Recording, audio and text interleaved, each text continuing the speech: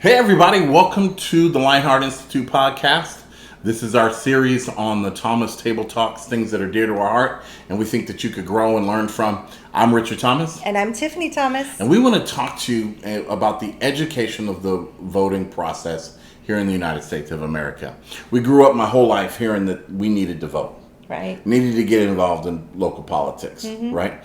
But for most of my 20s, I had no idea why I wanted to get involved, if I should get involved, what difference my vote would make, right? And so as I got older, I began to lean towards more conservative concepts, right? Began to lean towards smaller government.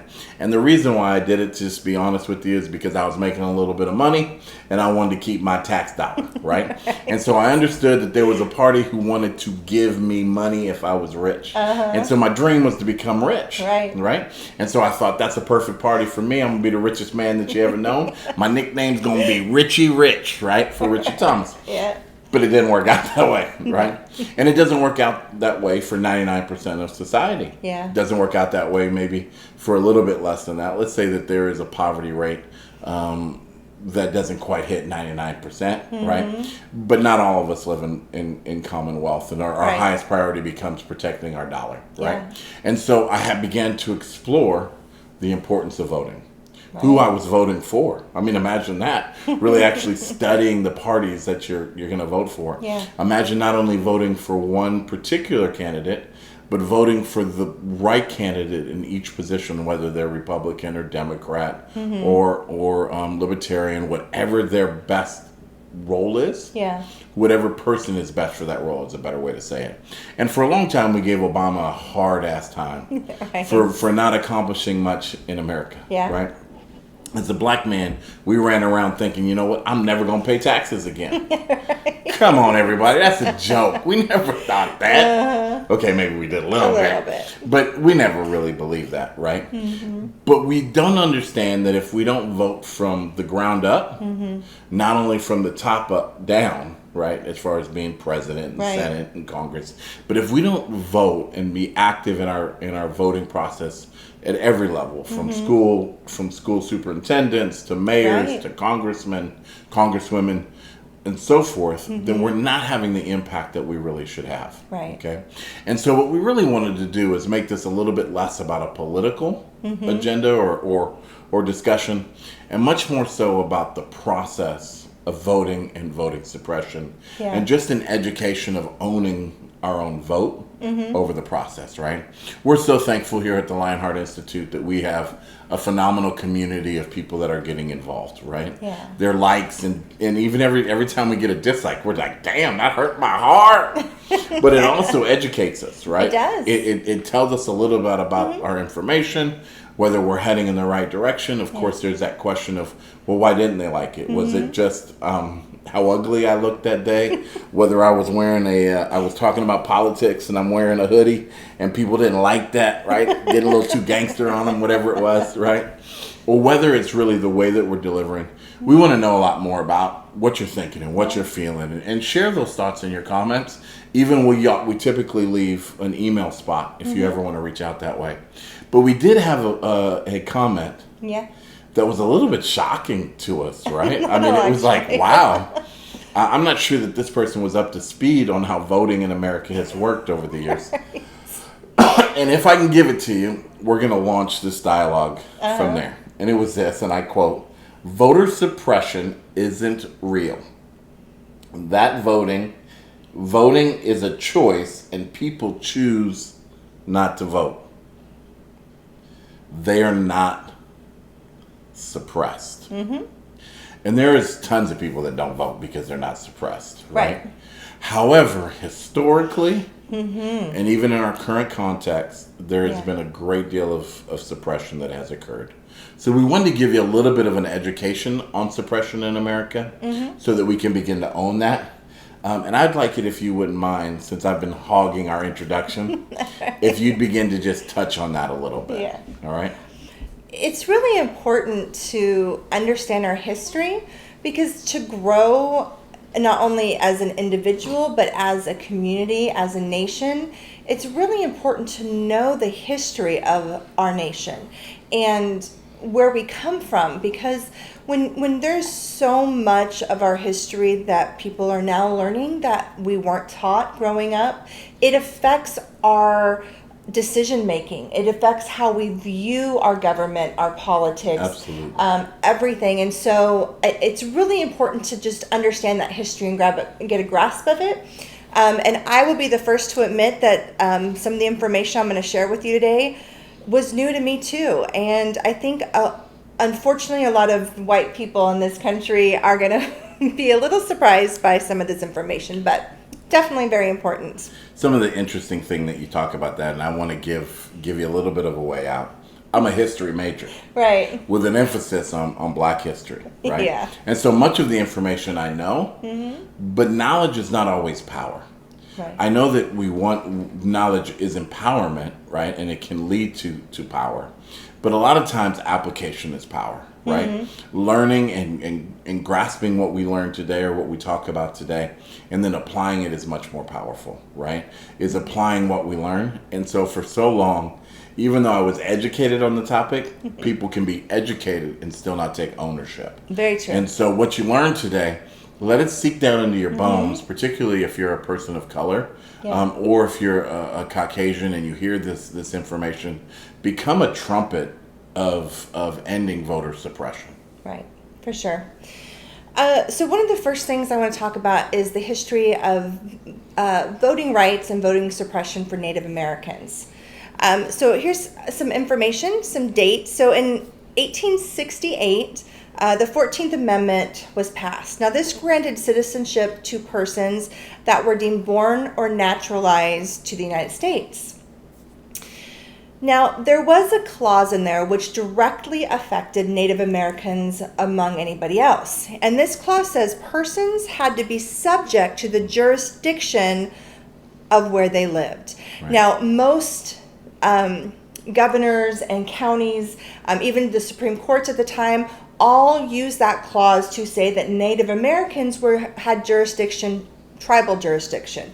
So therefore, they weren't under the jurisdiction of the United States. They didn't have citizenship. They couldn't vote. So even though they lived within the context of a state, yes, their community became their reservation. Right. Became what dictated their vote. Right. Gotcha. So the U.S. government basically said, you have to, adhere to the tribal jurisdiction. You're not a U.S. citizen. Gotcha. So they were not allowed to vote, even though they were technically citizens. And engrafted into this nation, yes. Supposedly. Yes. Right. So now in 1924, there was an act passed called the Indian Citizenship Act.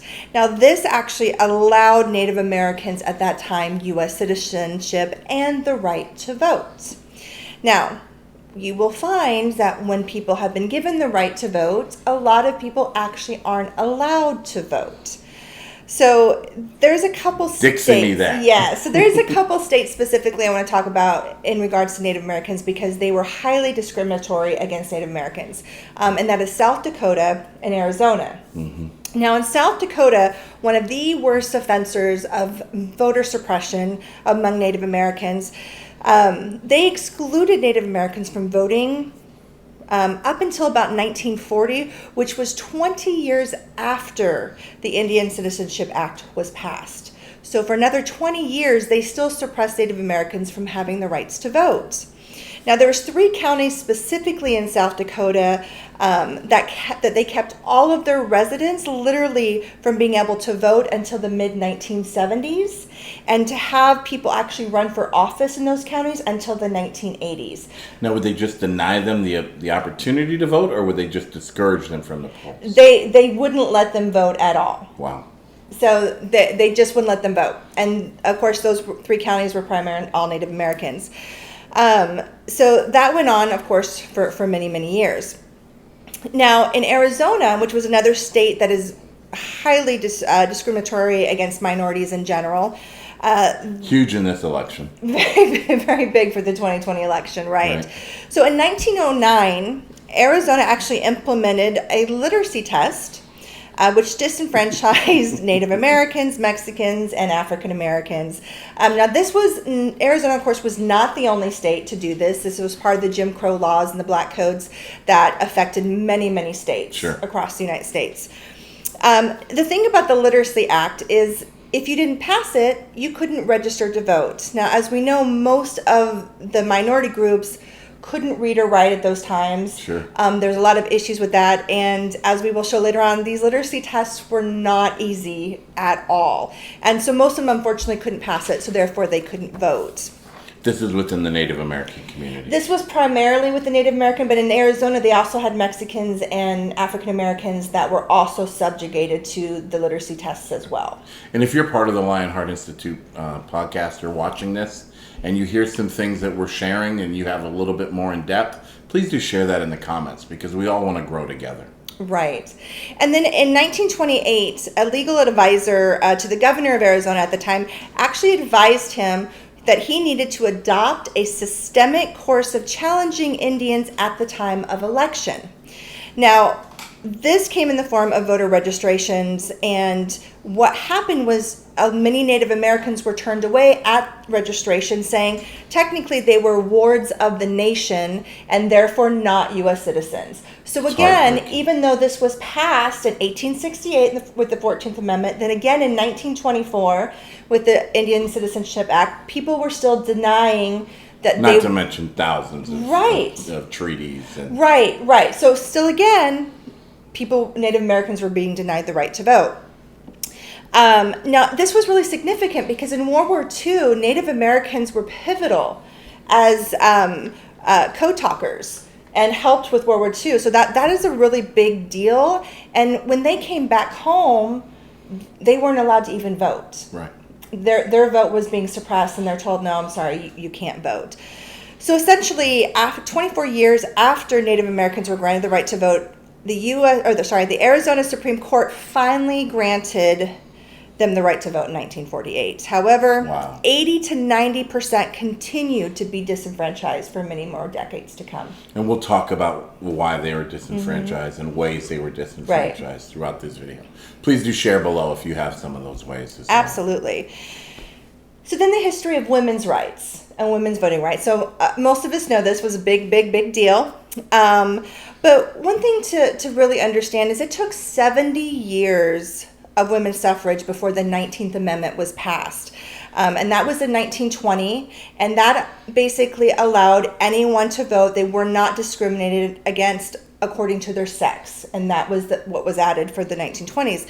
Now, it took almost 60 years for the 19th Amendment to actually be ratified in all states. Isn't that crazy? Mississippi was the last to ratify women's right to vote, and that was in 1984. Now, women voted before then, but the state didn't actually recognize officially a woman's right to vote till 1984. It's heartbreaking. Now, and this is very important to understand, too, that women's right to vote did not really extend to black women.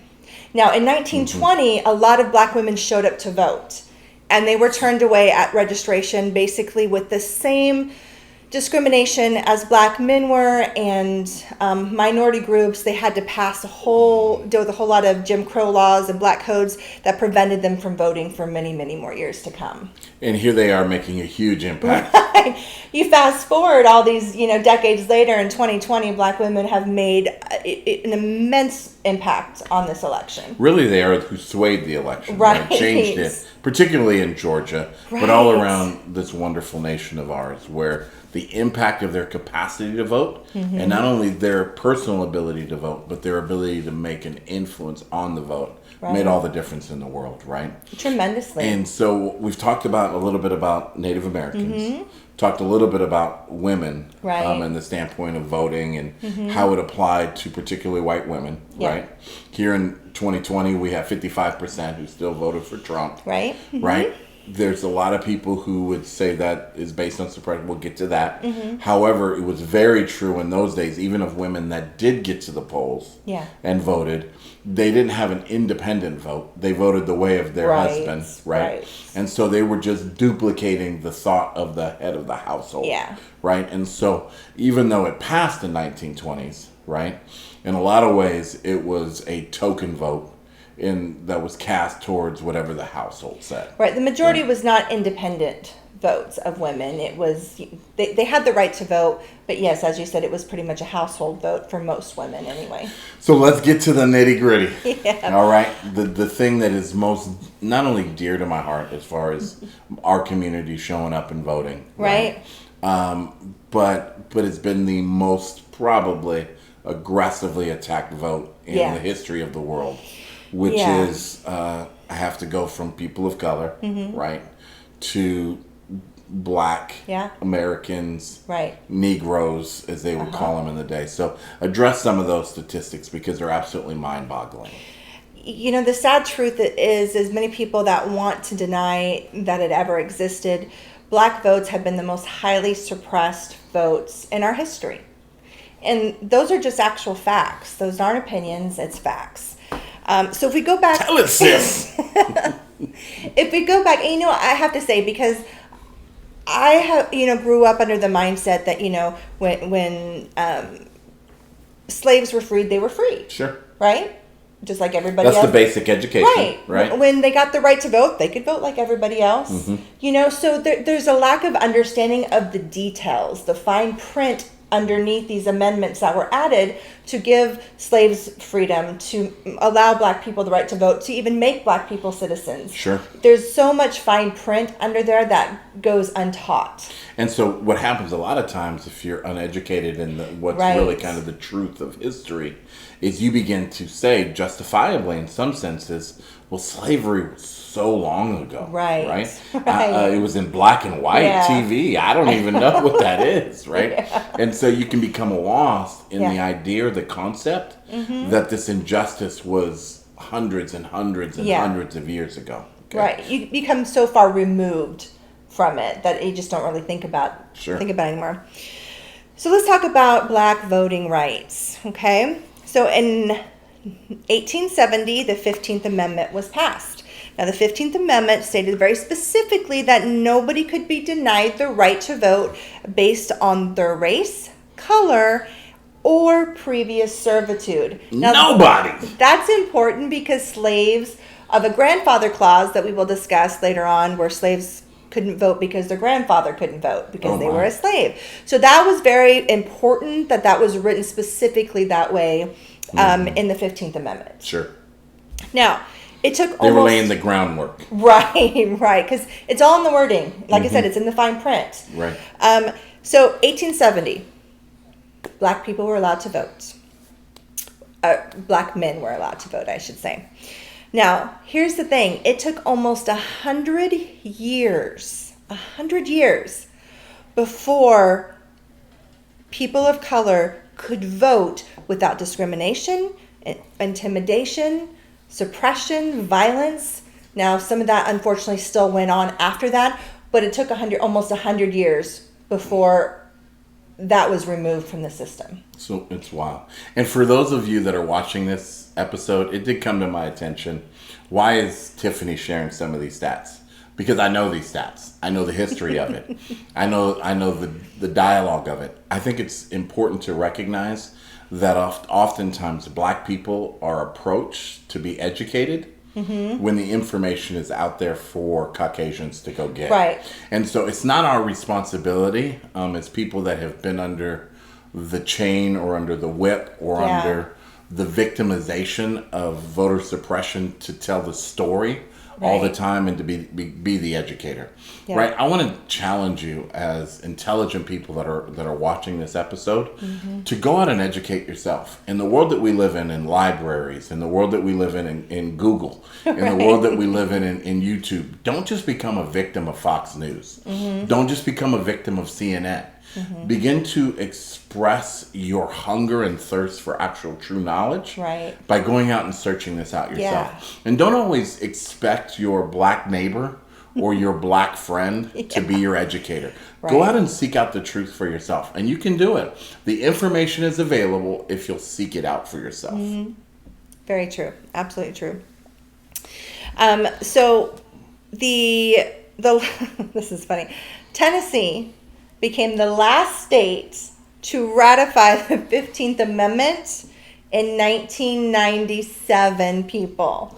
1997. Do you know I was so close to going to Tennessee, to being involved in 1991? Oh my gosh. Yeah. 6 years? Yeah. Now they let you vote, but it wasn't ratified. Yeah, it wasn't openly acknowledged within the state's constitution that they acknowledged that black people had the right to vote until 1997. That's not, of course, to say that they weren't voting. Right. Right, but it's Right. to say that they recognize that reality. Yes. So following the 15th Amendment, most states passed what we call the Black Codes and Jim Crow laws in order to prevent free black slaves from being able to vote. And of course, there were so many other reasons that those were implemented. But Right. one of the primary reasons was voting, right? Because a vote is a power to bring about change. Yes. Okay. Well, and the Black Codes actually came about in 1865, and this was due to the President Lincoln assassination.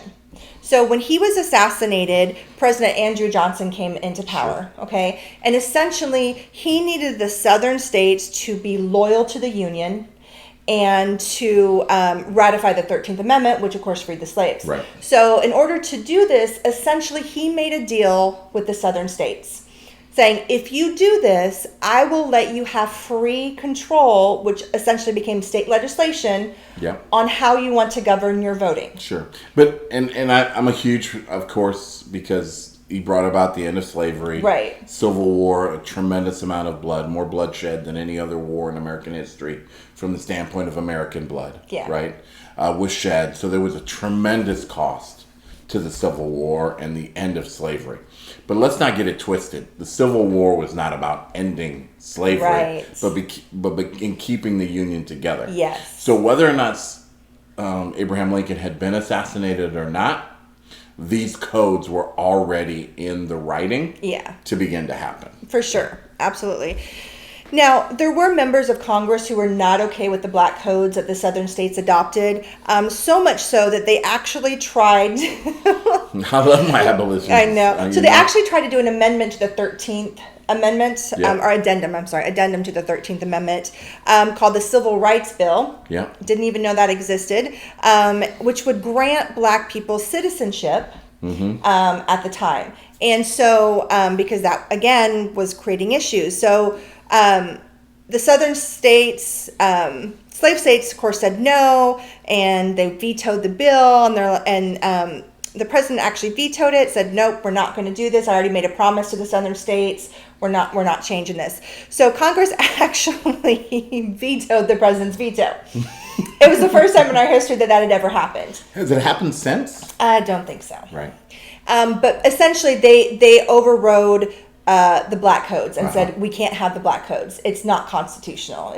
We just can't. Sure. So eventually they won out, and the Black Codes lasted about a year and a half to 2 years before they were pretty much vetoed. And But right behind it was its kissing cousin. So once that happened, the Jim Crow laws came into effect. Right. So they went from one form to another, and they just called it something different. And I'm going to encourage you listening, watching this video, lose yourself on a Saturday or on a Sunday. Right. And there's plenty of information online about the Jim Crow laws specifically, how they were intended to limit Yes. growth, development, maturing of black communities. Okay, we're not, this topic is not to lead to Tulsa Right. and so forth. Yeah. However, in voter suppression, there is a whole type of suppression of a community that occurs that you should get lost in. Just on a weekend, you'll be kind of surprised, actually, on how it changes the algorithm of your YouTube searches. Right. And it might expand your whole capacity to see the world from the standpoint of it just enlarges your glance at topics of truth. Now, the reason why Congress stepping in and vetoing the president is so important is because of that, actually came the 14th Amendment. And the 14th Amendment gave black slaves citizenship. And that was a very big, important part of our history. And that happened in 1868. So that's why that was important. Well, hell, we built the nation. We might as well be citizens of the nation. I know, right? Now, Jim Crow laws and black codes, I have to admit, I didn't know what those were.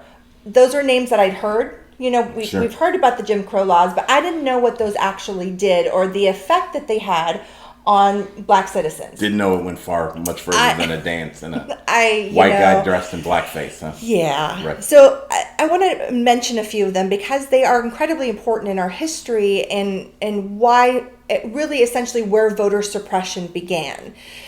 So within those, you have what we call poll taxes. Now, a lot of states charge poll taxes. If you could not afford to pay the poll tax, you couldn't even register to vote. Now, as most would be aware, most black citizens at the time couldn't afford the poll taxes. Sure. So they couldn't even register to vote. Then we had the literacy test. So not to interrupt you. Yeah. However, voting in America then in that time is leaning not only towards a racist system, Yes. but a class system. Very much right? so. Because not only now are you suppressing black votes automatically because they don't have the capital to do so, but you're suppressing the poor white vote in many ways as well, right? Yeah, many of the poor class white Americans were suppressed on their votes as well. And they thought that that was this acceptable loss of votes to be able to suppress the vast majority of black citizens. And let's be clear about it. It's because of the concept that, yes, we are a republic. Yes, we're founded on democratic or democracy in the sense of democratic thinking, right? However, there has always been this evil concept of the 1%er, right? Kind of now it's become so, it used to be 10%, right? It's kind of shrunk to 1%. It's definitely shrunk. However, of this elite group that was kind of going to be the leaders of our nation, right? Yeah. And they were going to they were going to rule based on controlling the vote, right? Okay, So literacy tests were a big one, and those were probably the longest lasting of the Jim Crow laws, of any of them. And this was a big deal because if you couldn't read and write, sure, you couldn't pass this test. Get involved in education, my family. And so people understand that there was actually a law that prohibited black citizens from learning to read and write. It was called the anti-literacy laws, and it didn't allow them to be able to learn to read or write. So it was like a double whammy. Yep, they had this law, sword, right? Yeah, and then they knew that they couldn't read and write, most of them anyway, and so if they couldn't pass this test, they couldn't register to vote. Sure.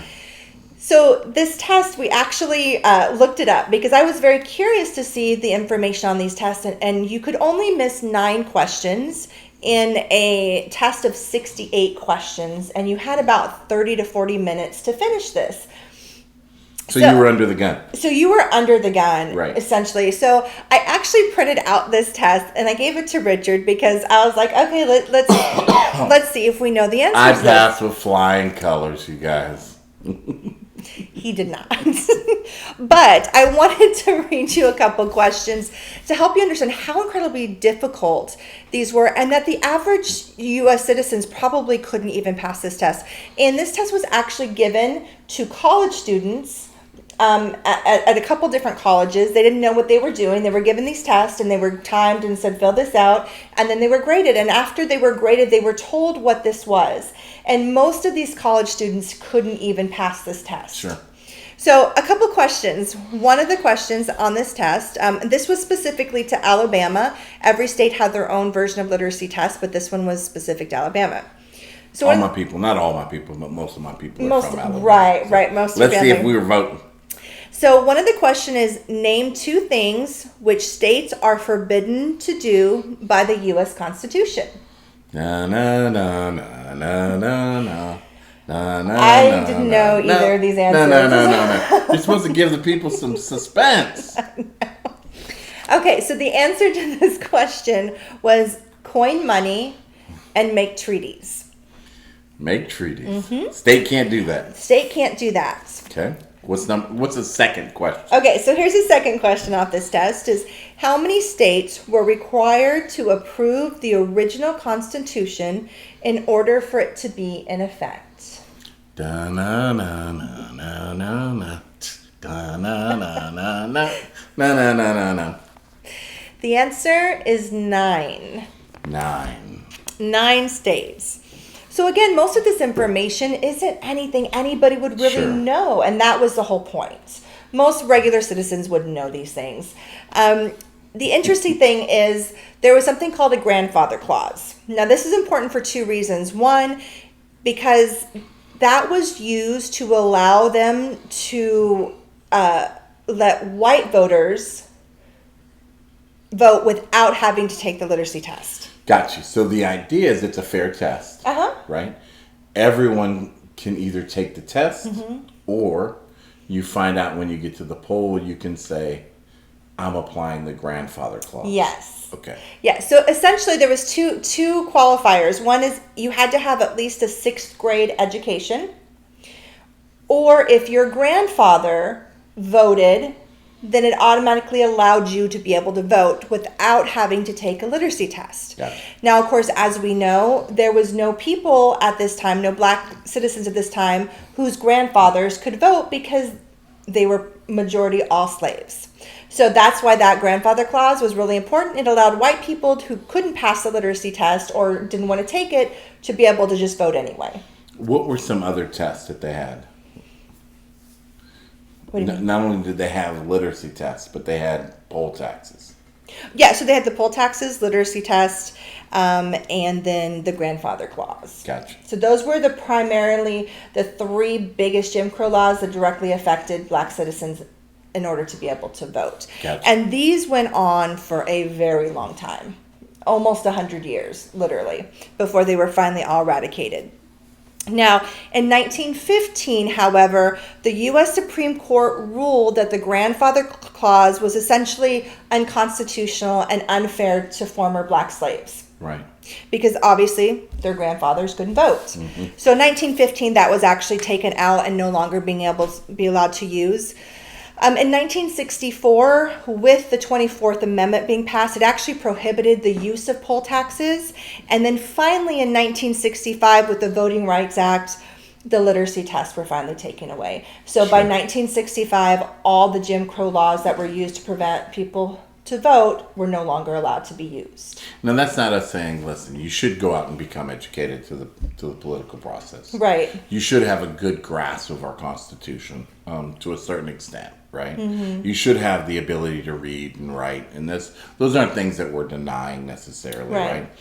It's also the responsibility of our nation to provide a quality education, right? For sure. And so they can't undermine your ability to vote based on whether or not they're going to knock that domino over, which is to provide you with a quality education, right?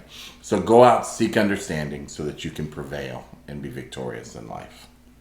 Well, and some people would say, hey, 1965, gosh, was a long time ago, right? We're talking almost 60 years ago. So how does that affect voters today? Okay, maybe, all right, maybe we'll give you, there was some voter suppression back in those days, but it doesn't exist anymore since 1965. Well, that unfortunately is not true. Sure, and especially because they domino those teachings down, right? So my parents are from the 1960s, right? And so they have a tremendous impact on the way that I see voting. Yes. On the importance of voting. Yeah, very much so. On the value of voting. And so now we're going to have a whole new generation of Republicans raised under the tutelage of Trump, who thinks that all elections are unfair, right? And so they're going to be testing whether or not they should vote, right? And so that's a real reality that we faced as well, in the sense that we had those dominoes pushed over on us, believing that we would never either be able to vote or our vote didn't matter. Yeah. Right. So there are some modern day versions of voter suppression and voter intimidation. I think that's really important to talk about too, because that's very, very prevalent. Preventing us from getting to the polls. Yes. Sure. So we wanted to kind of go, now that we've given the history of voter suppression and voting rights, we wanted to kind of explain how that has graduated into modern day voter suppression. Right. So the first thing I want to talk about is the Voting Rights Act of 1965. Now, as I mentioned a little bit earlier, this was incredibly important, especially to Black citizens. Okay, so the Voting Rights of 1965 covered all people of color, essentially. So it was a big pivotal moment. So it was valuable to Asian Americans, Yes. Native Americans. Yes. But specifically, we sat down and we hewed out a plan for the African American community to have an opportunity to vote, Yes. be considered equal in our society. Yeah, this covered all minority groups, essentially. The biggest impact, of course, was within the Black communities, but this was made to protect all minorities, their rights to be able to vote. So again, this abolished all the Jim Crow laws. So that was very significant. And because of it, all states were prohibited against discrimination, implementing discriminatory regulations, using voter suppression, threats, harassment, violence, or voter intimidation.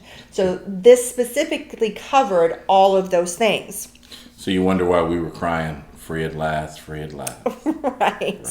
Now, to show you kind of where voting was, after the Voting Rights Act took effect, voter registration among people of color went from 23% to 61% by 1969. So nearly tripled as far as Yes, it literally tripled, essentially, in just four short years. So just the act of bringing this to Congress, Yeah. having it become law, instantaneously the Black community began to run to the polls to vote. Right. Yeah. Now, we talk about this because this plays a pivotal role in what has happened in the last decade with voter suppression. So let's talk about Obama's reelection. This is really significant because One more time. in 2012, Black voters exceeded white voters for the first time in our history. I give you a golf class. And this was with 66% eligible Black voters coming out to vote and reelect Obama. That's still not that's still slightly more than the majority of It us, is. right? Now, I encourage each one of us to continue to press to vote. Yes, I know it gets old, it gets tiring to hear people died so that you could vote. But it's important that we recognize we honor our ancestors, yes, but we honor ourselves by gaining control of the nation that we live in and having an impact in the world that we live in. So why is this important, you might ask? Well, let's just say white Republicans didn't take too kindly to being outvoted by Black voters. So what did they do, Tiffany? So here's what they did. This is from a Tiffany. So one of the important things to know about the 1965 Voting Rights Act was something called pre-clearance states. Now, in this act, there was listed 9 states that were listed as pre-clearance. And what that means was there was 9 states listed in this act because they were highly discriminatory. They were very, very naughty. Very naughty. Very, very, very naughty. Highly discriminatory against minority groups. So they were actually listed in here as not being allowed to essentially govern their own state's election changes. Which is a constitutional right? Yes. Each state, there's a lot of upheaval right now about this in our modern day, right? A lot of upheaval about how people collect votes and where those votes come from. In general, each state is able to determine the process of collecting the vote on their own. Right? Yeah, any changes they want to make to their election laws or regulatory system, they're allowed to make that individually.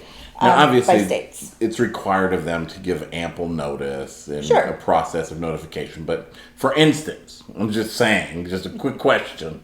For instance, if we were in a pandemic where it was dangerous for us to be within 6 feet of each other and people were losing their lives, I'm just saying, they could hypothetically say, let's, for at least a short time, make it possible to have mail-in voting ballots as something intelligent to do to save lives. For sure. Okay. All right. Every state had the right to do that. Just asking questions.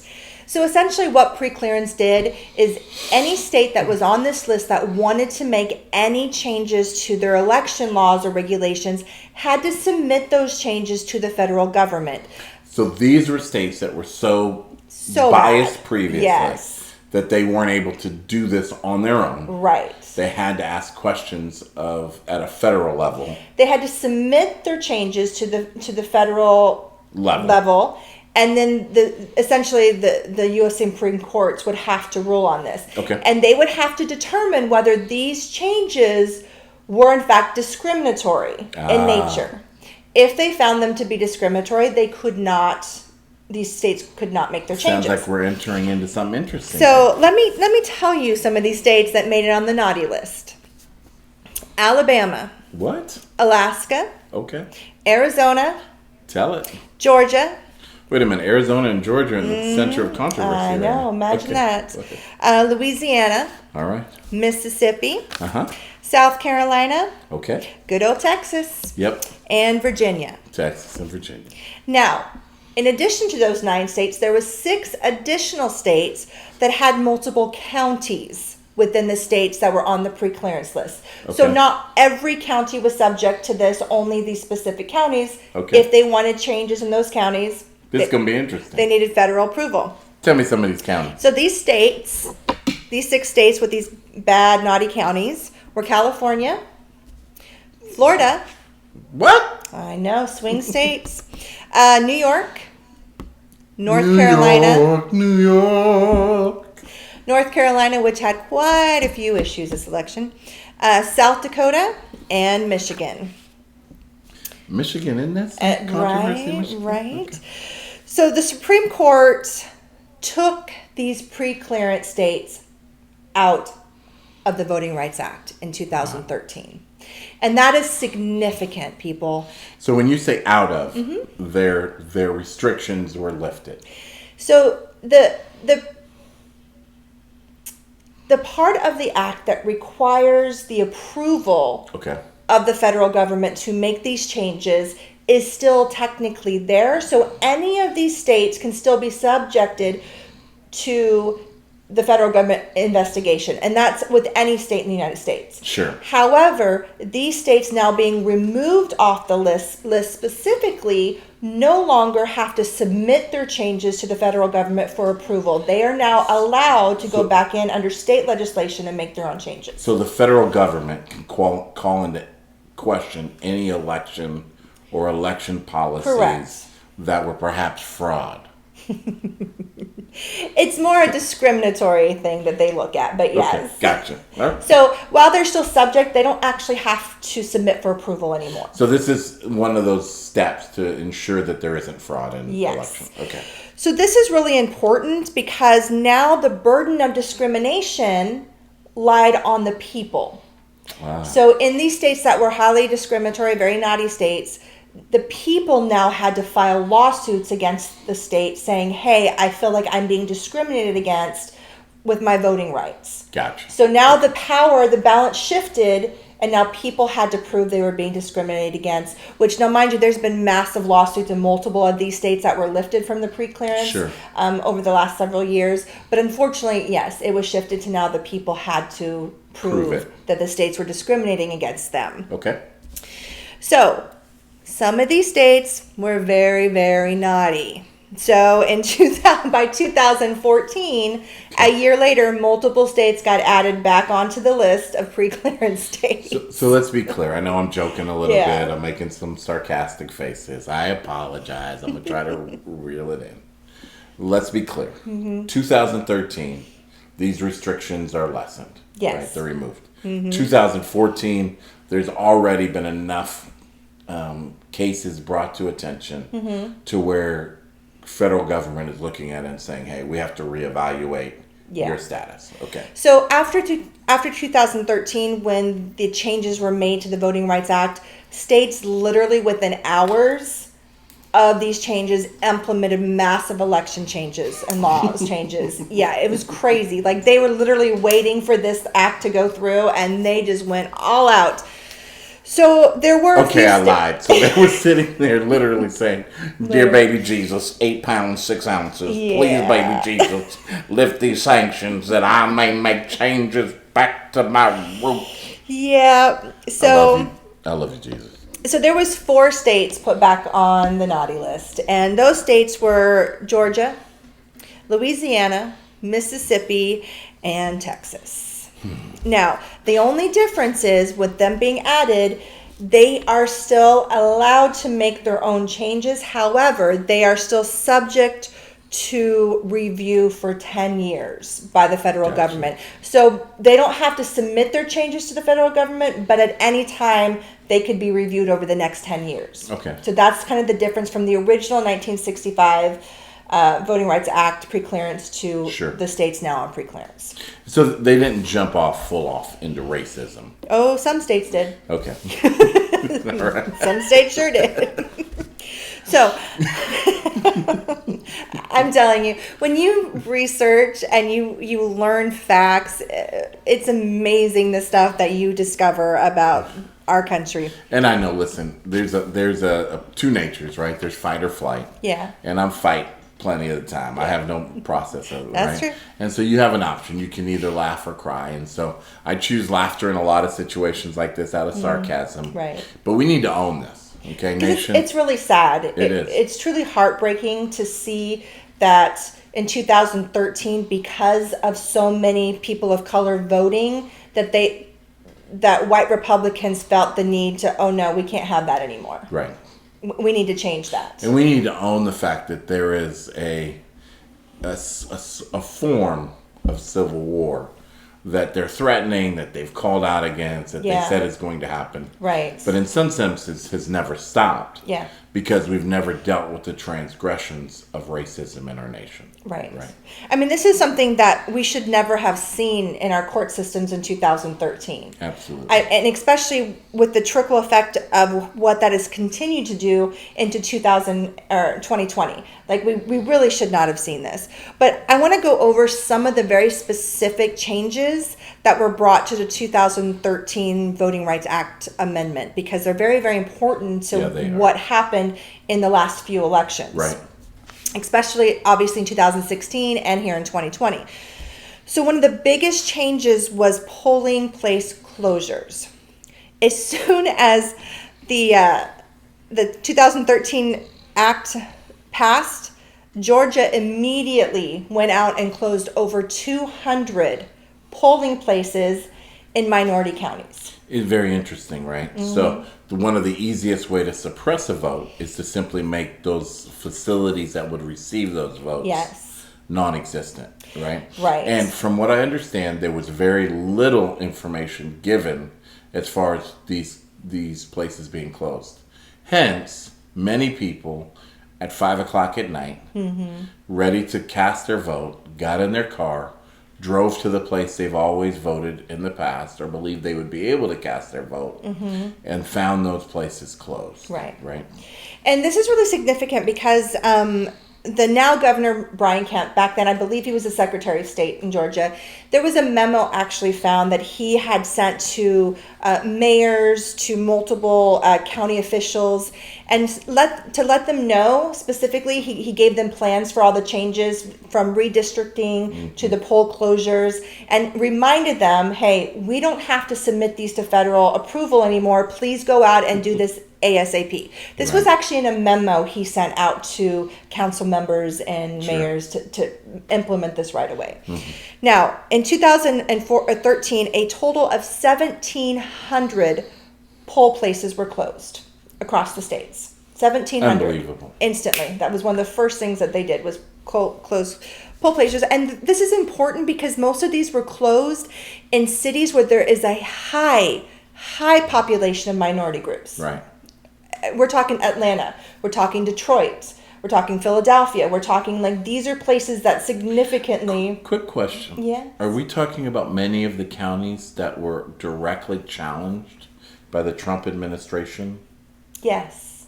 We are talking about those same counties that had significant voter suppression.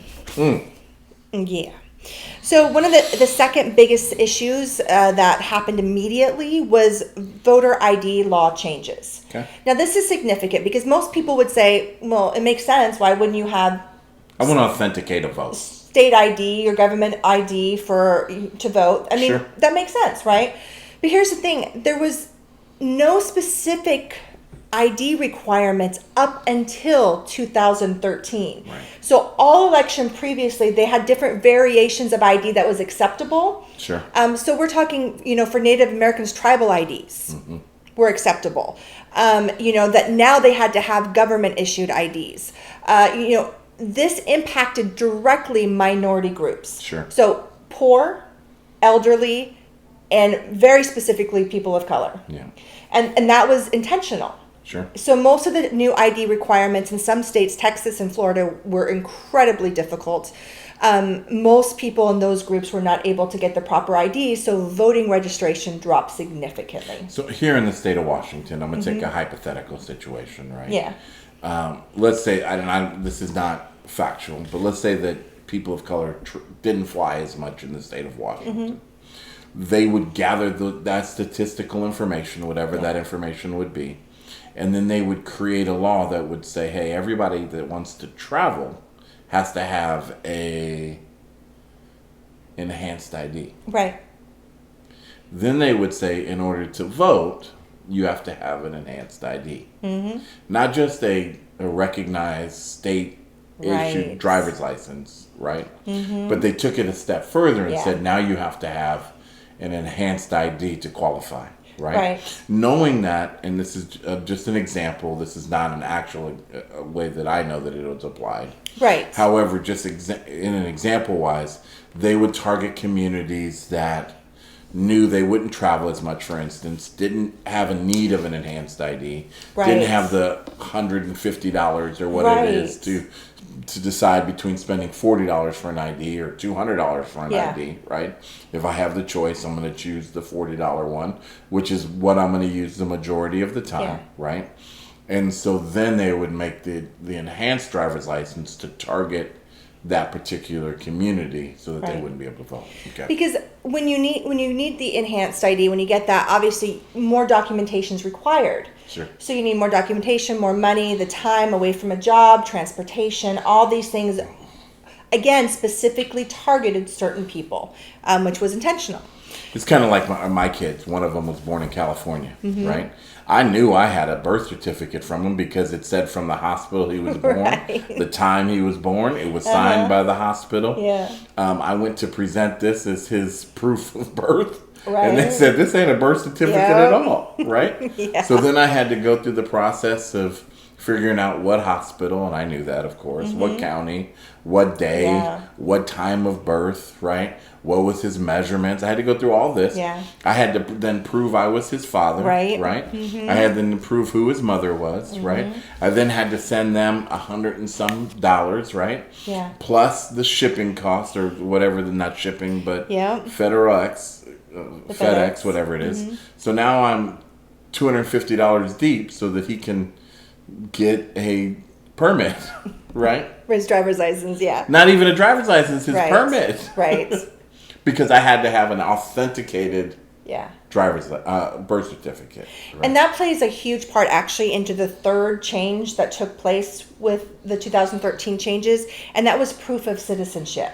Wow. So things like that, the birth certificate, how many people have those same printouts from the hospitals thinking those are their birth certificates? Sure. And they never actually get the original birth certificates. They think this is it. This was very specifically targeting, of course, minorities. Now, according to the Brennan Center, which is a organization that primarily deals with election stuff, they said it is actually incredibly rare for a non-citizen to try to vote. They said it really never happens, ever. Can you imagine you walk in, you say, I'm going to fake a vote just to get deported from the country? I mean... Right. Now, this is important because Texas actually tried to disenfranchise over 100,000 voters back in 2015 for the 2016 election. They tried to disenfranchise almost 100,000 voters based on a database claiming non-citizenship And they actually proved that the database had misinformation. And so later it came out that the database was flawed, and all the people they tried to disenfranchise were in fact U.S. citizens. Sure. So that's kind of a big deal with that. It's huge. Now, if you go into current voter suppression, let's talk about Native Americans for a minute, because again, continued suppression going on. There was a bill passed in Arizona called the Arizona Taxpayer and Citizen Protection Act. Now, this was put in place, again, to disenfranchise majority of Native Americans, and that required very specific ID and citizenship in order to vote. Again, most of the Latinos and the Native Americans in Arizona didn't have these IDs, and they knew that. Right. So they passed this bill to disenfranchise them. Yes. Now, during the 80s and 90s, the Justice Department blocked 17 proposed changes to voting practices in Arizona, specifically because they were highly discriminatory towards minorities. 17 times Arizona tried to pass laws that the U.S. Justice Department said these are specifically discriminatory against minorities. Right. I mean, this was in the 80s and 90s. Now, in 2012, this was actually a specific incident that happened. The official Spanish language voter pamphlets that was sent out in Maricopa County printed the wrong election date in the pamphlets. Now, mind you, all the pamphlets... You can't make this shit up. Not making this stuff up. No joke. All the pamphlets sent to white voters did not have this misinformation. They, in fact, had the correct election date. Hold on now. Imagine that. So messages in Spanish are printed with the wrong election date. Right? Okay. Imagine that. They also had translators at the polls for Native Americans and Hispanics, and they have videotapes of proving that the translators were translating incorrect information to these people trying to register to vote. They're just reading the pamphlet. Right. Okay. Now, between 2012 and 2016 in Maricopa County, which is one of the most discriminatory counties, which is why we keep bringing them up, they also reduced their polling sites by 70% in Black, Latino, and Native American areas. Wow. Yes, 70% they reduced them in those 4 years. So by 2016, there was very few polling places for them to go without having to drive a significant distance to get there. But they have to vote in their regions. Yes, in their counties. Right. They have to vote in their counties. Now, I am happy to say that in the last 2 years, between the 2018 and 2020 election, there are now 6 Native Americans, 4 of them women, sitting in Congress today. That's awesome. That's a really big deal. And that ain't no damn golf clap. No, that's enthusiasm from my heart. They are now representing their people in Congress, which is a really powerful. Big deal. So 2 male, 4 female, and we are definitely very proud of that. And that's a huge step up for Native Americans in this country. That's a big deal for them. Absolutely. Now, when you want to deal with Black voter suppression, let's talk about Georgia. Georgia's in the hot seat right now, of course, with the election, with the turning blue, big deal. But Georgia... Quite a big deal. Yeah. Georgia has had hundreds of polling sites closed. Oh, sweet Georgia. Specifically in Atlanta. Wait a minute, in what? In Atlanta. Say that one more time. Atlanta. All right. Hotlanta. Yeah, they've had hundreds of polling places. And this was really significant this year in the primary election, because this summer when it was like 100 degrees outside, there was people literally standing for like 10 hours in massive lines in 100-degree temp just to be able to vote in the primary elections this summer. Yeah. It was ridiculous. Like, it was awful. Yeah. But again, voter suppression. This is modern day voter suppression. Absolutely. It is very real, and it is happening all over the place. Another thing that you find is that there is significant threats and intimidation and violence at these poll sites as well in minority counties and cities. And the point is trying to keep voters from wanting to come to the polls. So, at every voting site, there is a sign that says vote here, cast your vote, whether it's a drop-off box or Right. whether it's an entrance. I literally saw one facility was at a church, and thank God if you're a church and you're making your facility available for voting. Rah, rah, rah, I appreciate that. Okay. Right. However, in looking at the video of this facility, there's one sign that says vote here, right? And hundreds of Republican banners in the front yard saying vote Trump Yeah. 2020, right? That level of intimidation, right? When Yeah. it may seem subtle, and I would have no problem with it because I'd roll up in there and drop my vote off Right. with a damn smile on my face. I'd let them read it. I wouldn't care, right? But the reality is, I say that with a smirk on my face, realizing that people have been murdered Yeah. over casting votes. Yeah. They've been lynched Yep. over casting votes. They've been drugged behind pickup trucks Yeah. over casting votes.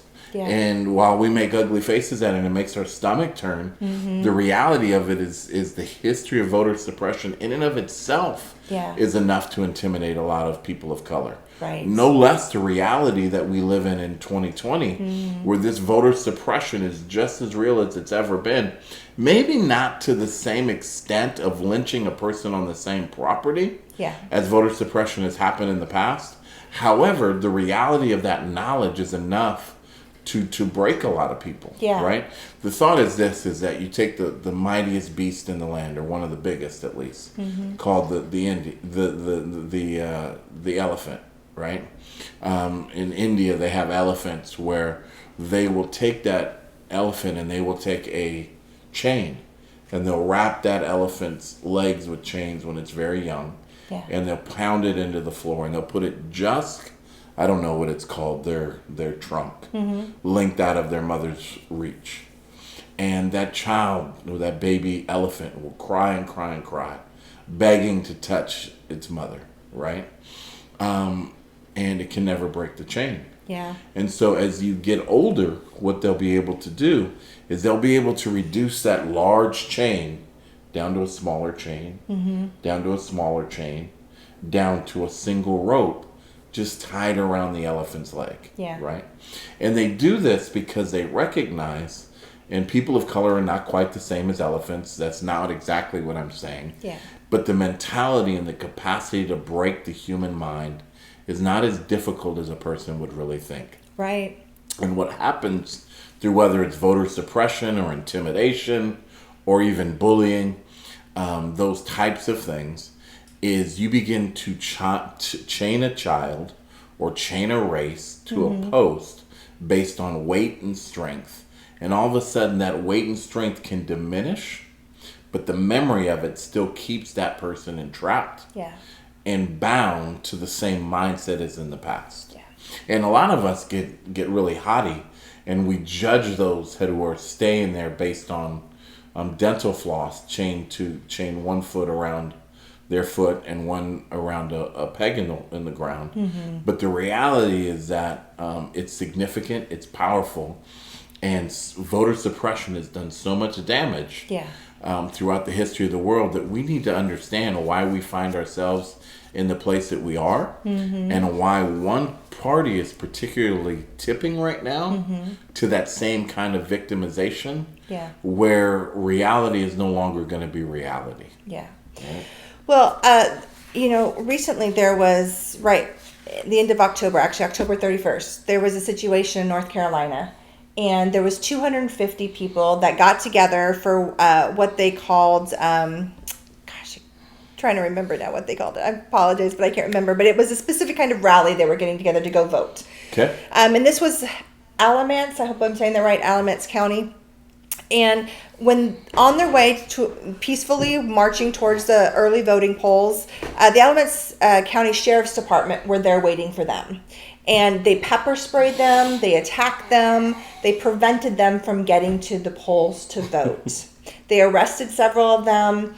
Now, there is a lawsuit currently against the Alamance County Sheriff's Department for excessive force. And rightfully so. Rightfully so. I mean, these were peaceful people walking hand in hand, singing, excited to go to the polls to vote. And they were just wrongfully attacked. They weren't violent. They weren't doing anything that wasn't within their rights to do. But again, another incidence of voter suppression going on currently with violence. Now, something that you mentioned is the rate of our elected officials. One thing that we want to talk about briefly, because I think it's really important to express and explain this, but our elected officials are very disproportionate to the actual population. This is huge, yeah. Right? And because we want to bring change that way, right? Right. We talk all the time about our kids, and they are attacked all the time for being strong-willed and loud. And there's it brings tears to my eyes when I see the meme online talking specifically about little girls. And they're called loud and boisterous and troublemakers. Bossy. Yeah, that's the word, bossy. Mm-hmm. Right? They're called bossy. Yep. When they tell others what to do, when they demand others' excellence, when they demand others in the room to do the right thing, they become bossy little kids, right? Girls. However, on the flip side of that, we would call boys leaders. Right, and that as a male, I have 2 daughters, so it makes my stomach sick to think that reality would be pressed on our kids, right? But it's pressed on not only females, it's pressed on people of color, it's based on minorities, right, and it's based on people with special abilities or special limitations. Handicaps is what would be referred to, and I apologize. Disabilities would be maybe the more politically correct terminology, and I apologize if that comes off wrong. However, just because you're in a wheelchair doesn't mean that you're not one of the greatest leaders to ever lead the world. Right? Just because you walk with a limp doesn't mean that you couldn't become the greatest president in modern day history, right? Absolutely. However, we have these mindsets that are cast and labeled upon people that limit them, and it has to come to a change, and we have to see this come to a change through voting. Yes. However, many of these people can't even run because of finances and so forth. So please do reveal this truth, because we need to rise up as a people, not only to vote, but begin to see some of our very best people go towards fundraising for people that would be phenomenal leaders in our nation. So when we talk about our elected officials representing us, the people, what does that actually look like, and who are they really representing? So to give some stats for you, based on our population, 31% are white males, 31% are white females, and 19% are men of color, and 19% are women of color. So statistically across the United States, this is our percentage. So for Republicans, 97% of elected Republican officials are all white. That's mind-blowing. 97% Republicans are white. 76% are men. For Democrats, 79% are white and 65% are men. Now, people who run for office. For Republicans, 73% are white men, 23% are white women, 3% are men of color, and 1% are women of color. You talk about a damn platinum plan. Put some fundraising into some savings out of the Democratic Party, out of the Republican Party, into going towards, I don't care if it's a Republican candidate, from the minority ranks to run for office. Yeah. Right? So for Democrats who are running for office, 55% are white men, 27% are white women, 11% are men of color, and 6% are women of color. So as you can see, Republicans tend to stay very white dominated, and Democrats a little bit more color. Now, let's talk about incumbents. So these are people who continue to run for the position they currently hold. Now, interesting enough, 52% of these run unopposed. Now that is amazing. significant, because when you talk about people who are in office for like 40 years, Sure. 50 years, 30 years, these are particularly why a lot of these run unopposed. Now, of those, 87% are white So powerful. and 58% are Republicans. Now, according to the U.S. Census Bureau, 60.4% of Americans identify themselves as white. However, 79% of Congress is white. So I want to show you read a couple specific states, because I want to put this really in perspective, okay? So if you look at the state of Texas, elected officials versus the population. So 21% of white men in Texas are white men. 53% of that 21% are all elected officials. They have a population of white women of 21%, 27% are elected officials. Now here's where it starts to get interesting. 29%, which is a higher population, are men of color. But they only represent 13% of elected officials versus the 53% of white males. My goodness. And women of color is 29%, but only represent 7%. So that is just the state of Texas. There's many states that are very much like this. So the truth is, elected officials are predominantly all white men. It's important to begin to recognize not only that is the case, but why is that the case? Within a few decades, it has been predicted that Caucasians will no longer be the majority. And that is just the truth. However, Republicans want to be able to still control elected officials as a minority controlling the majority. Sure. And this is why this is very significant in the imbalance that we see with elected officials. One of the biggest issues, too, is the cost of campaigning.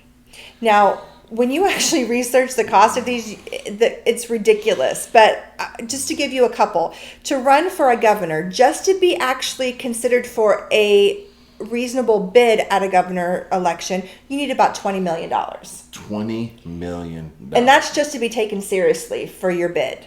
And it starts at around $20 million. Now, if you want to be a representative in the House, your group is based on districts within your state, so it's a lot smaller of a group that you're working with. So you're looking at about $500,000 to $1 million. To run for this position. To run for a representative, Sure. Yes. That is one of the reasons why majority of elected officials are white. Right. Because we're talking financial stability, we're talking economic household wealth that you do not see among people of color in massive amounts. It is a much smaller percentage. But as you can hear, based on these numbers, majority of people are not being represented Right. among our elected officials. They are not looking out for the interests of everybody. Hence why legislation doesn't protect us when it comes Right. time for representation amongst our peers. Right. So the truth is, people of color need to become representatives in our government. We're seriously lacking in that, and it is so disproportionate, and it shows based on how people of color are treated in this country. And so we need to be better as communities to elect people that truly represent us. And when I say us, I mean you, because clearly plenty of me represented up there that need to go. Sure. But this is why we have so many issues among both parties. Mm-hmm. Because they're discriminatory. Right. By nature, this is what our country was founded on. I mean, this is our history. Not long ago, I did a video right before we actually made the blend of us being co-hosts, and it was really justice, right? Mm-hmm. It was on justice and injustice. Yeah. And I talked a lot about the reality that it's two wings, one bird. Yeah. Right? And the reality and sad is that there's not much difference between the Republican Party and the Democratic Party. Yeah. Right? Sure, we can talk about more conservative concepts and more liberal concepts. Mm-hmm. We can talk about the far right becoming fascists and the far left becoming socialists or even communists, right? But the reality is that it's still the wings of the same bird called United States legislation, United States government. And we need to give this bird a lot more diversity in its reflection so that we can soar to new heights, right? Chickens and eagles don't fly at the same level. No, right? they don't. But eagles come out of our diversity, right? I believe that really when we look at the chickens of our society, it's really where Republicans have been reduced back down to protecting their power. Democrats the same. Yeah. And what we really need to do to really soar at a next level is to get the majority of us, we the people, engaged in this beautiful republic. Yeah. This wonderful concept called democracy, and get us involved in not only the voting process, but get us involved in the election process. Yes. From the standpoint of us becoming politicians, right?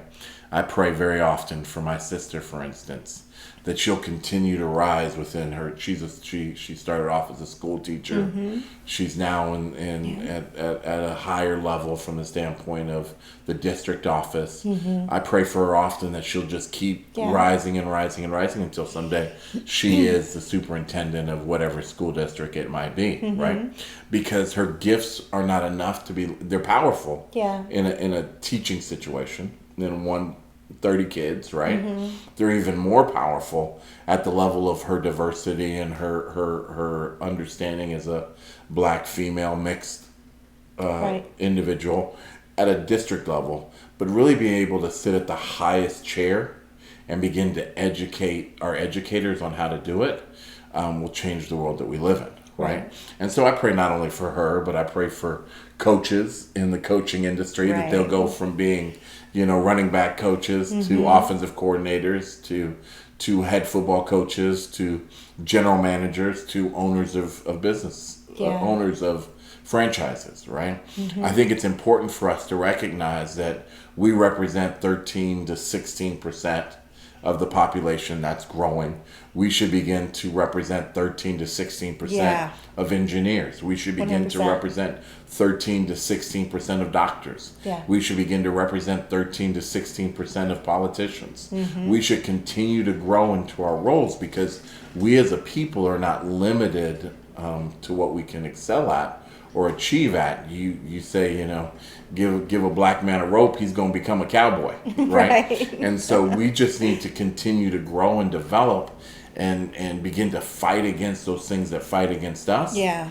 So that we can achieve at the very highest level. And I say that not only to people of color, but I say that to all of us as humanity. We need to continue to grow in on our diversity and our gifts and our abilities and begin to press the boundaries so that we as just normal human beings can begin to defranchise the elites, become less of a class society, and much more so of a human society that cares for one another, loves one another. And no, I'm not talking about socialism or communism. Right. We can stay a capitalist system. It has very little bearing on anyone that I know. We should stay this beautiful country called the United States of America, but we should really mature to the next level where it's not about black power or white power or brown power or Asian power. It's about us power, right? Growing together. And the only way we can get there, and I know I'm taking a little bit of a break from what we're talking about, is until all of us can begin to say Black Lives Matter. Yeah. And I know that just agitated the shit out of some people that have watched. You literally have watched this whole episode and got to that moment and it just pissed you off and you want to hit the off button. But until we can say Black Lives Matter without prejudice, so that we can say, of course, all lives matter. Right? Until we can say, of course, police officers matter to us. Of course, doctors matter to us. But at the fundamental level, we have to begin to protect the weakest of us, the least of us, the most disenfranchised of us, because that is our foundation, our bedrock that makes our nation great. I mean, the truth is that, as you can hear based on the information we gave you, and if you do your own research, you'll find the same thing, that this country has been highly suppressed by white men. And women, Native Americans, Latinos, and predominantly Black people, our votes have been suppressed for so long. So good. Because white men wanted to control everything. And crave that power. They craved it, they wanted it, they felt they deserved it, and they have held on to it, is the most important thing to understand. Is Sure. They have still managed to hold on to it disproportionately to everybody else. Yeah. And the truth is, for so long, as you mentioned earlier, a lot of Black people have lost the desire to vote. Sure. Why would you vote when you face all of these obstacles for so long and essentially told your vote doesn't matter? Your Right. vote, we don't want your vote, right? And only when a certain party wants your vote do they make it a big Sure. deal to say, Every hey, 4 years. come vote, right? Right.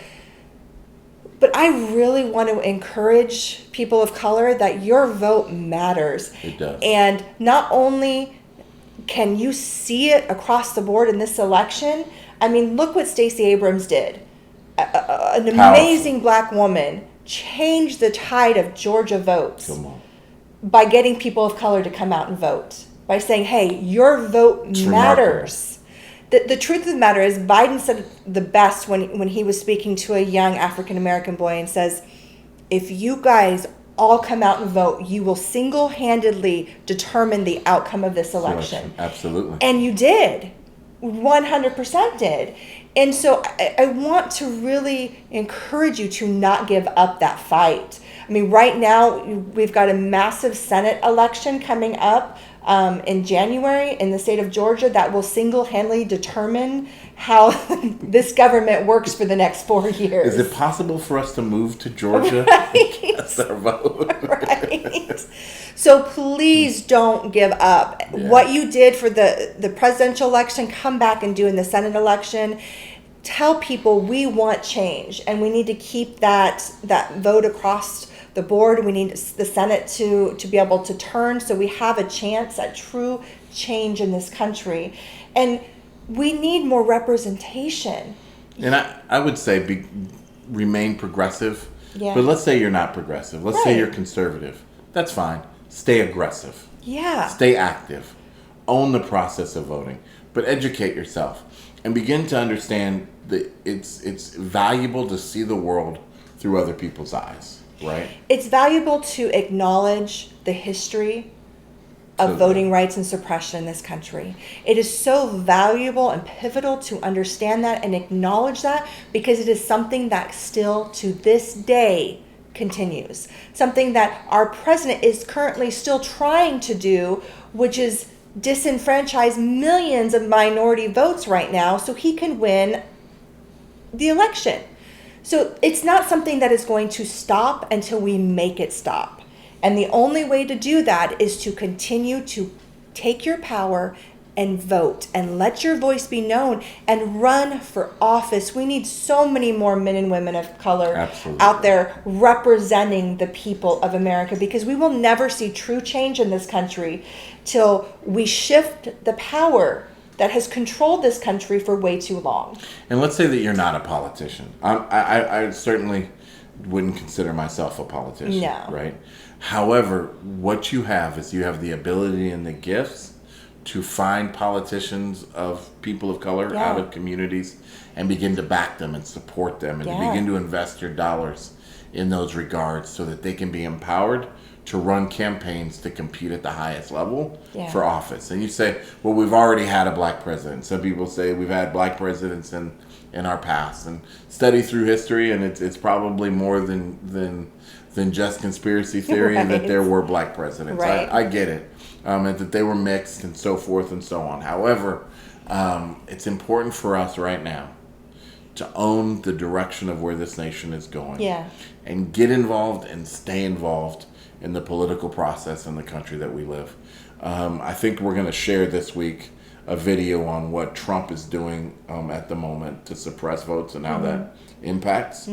And so tune back in to that. We've certainly been extremely excited that you've been with us this long and beginning to study the education of voter suppression Tiffany put in a lot of work, so there's going to be tons of you that are going to probably question the validity of what was said. But we encourage you to fact check it. Get into your own research process. Begin to seek it out yourself. Begin to learn for yourself so that you can begin to make not emotional decisions, but intellectual decisions based on what's best for America.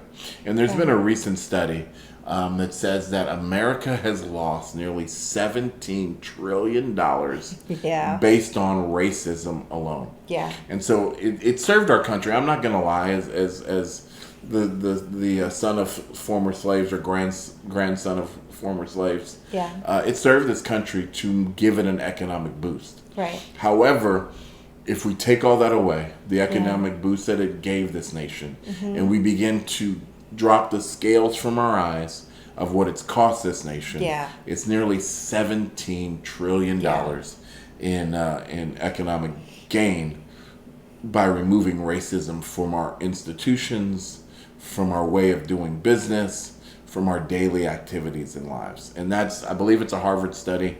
We'll try to put that in the description below. However, just begin to search and seek truth for yourself. Tiffany, you put so much work into the preparation of this. Are there any final thoughts for this episode and encouraging people to come back for the dialogue of what's happening right now as far as suppression goes? This was actually an episode I was very much excited to do because I want to see real change in this country. I want to see genuine unity and freedom for all and justice for all. Everything that this country was founded on, our Pledge of Allegiance, our American flag, what it symbolizes, what, all of the music, America the Great and Star Spangled Banner. I want to see that actually truly come to life for everyone, not just white people.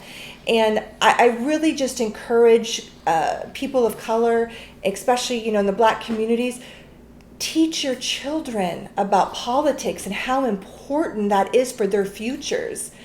Tell them that, breathe life into them, encourage them, teach them that they can grow up and they can be the president, they can be governors, they can be mayors, they can be congresspeople, and putting their vote and their voice to helping the people. And I just want to see more of that. I want to see people to have faith in themselves and in their people, that you are so capable of being the next president, of being the next governor, of being the next mayor, whatever position you want to be in, you are so capable of doing it, and we need it. So I just encourage you to have faith in each other, to have faith in yourself, and know that you do matter.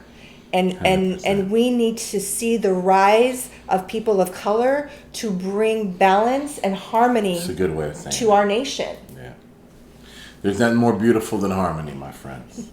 And please, if you really enjoyed this video, we definitely encourage you to come back and see our next video. We've got lots of interesting little updates and tidbits of what is going on right now post-election with Trump and his lawyers and kind of what that looks like. And we also have some really great information about how Trump and the Republicans have really suppressed votes and disenfranchised voters for the last 4 years, over 2016 election and 2020. And, the truth is, as we know, there's suppression on both sides. Right. This is not really about Democrats and Republicans. This is about one people. And the reality is, unfortunately, Republicans have spent the last few decades really significantly working hard to suppress people's votes, and that's just the truth of it. But I really hope that you come back, you see the information we have to give, and if you enjoyed this video and it meant something to you, encouraged you, uplifted you, educated you, please subscribe to our channel. The more subscribers we get, the more we're going to be able to really put into this and continue to bring these videos. We do all sorts of videos, as you've probably seen, but definitely hit that bell, get notifications so you don't miss out on any of our latest videos. We've got some really exciting things coming up in the future that we definitely want to share with you. We encourage you to also comment, like, share with friends and family, and definitely leave us comments. We really enjoy hearing feedback, good or bad. If you disagree with us, that's okay too. We always enjoy reading those comments as well. So, definitely you guys matter to us. So please stay with us, subscribe, keep commenting. We'd love to hear from you. Thank you all for being a part of the Lionheart Institute. This one is our table talks, but we give all kinds of dialogues about you living your best life. So God bless you, and thanks for being a part today. Tune in for our next one. We're going to drop it probably in a day or so because we're going to just record it right now. God bless you. See you soon.